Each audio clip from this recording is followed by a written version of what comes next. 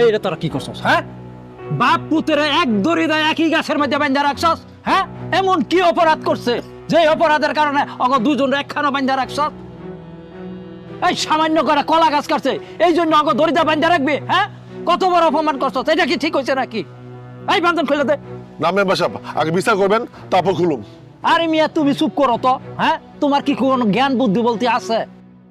তুমি কেমনে বান্ধা রাখলা অগ? তুমি তো আমার ফোন দিয়া কইছিলা যে তোমার কলা গাছ কাইটা নিছে। এখন তুমি ঘটনাটা কি ঘটছে সেটা কও। আমি অনেক টাকা খরচ করে কলেজে বাগান করছি, ওরা বাপ পুতে আমার বাগান থেকে প্রতিদিন কলা গাছ কেটে লিয়ে পড়ছে। আজকা লোকজন লেয়া ওত পাইতে আসছিলাম, হাত নাতে ধরছি, কঠিন বিচার করা লাগবো। কি করবেন এখন করেন। মেম্বার, আমি কিন্তু আগেই বলছিলাম, ওর নামে অভিযোগ দিছিলাম। হ্যাঁ, বিচার কিন্তু 2টা করানো লাগবো। ঠিক, কঠিন বিচার করা লাগবো। কি করবেন করেন। আমি কি মেম্বার সাহেব থানায় খবর দিয়া পুলিশ লেহেন ওকে বাপ পুতরে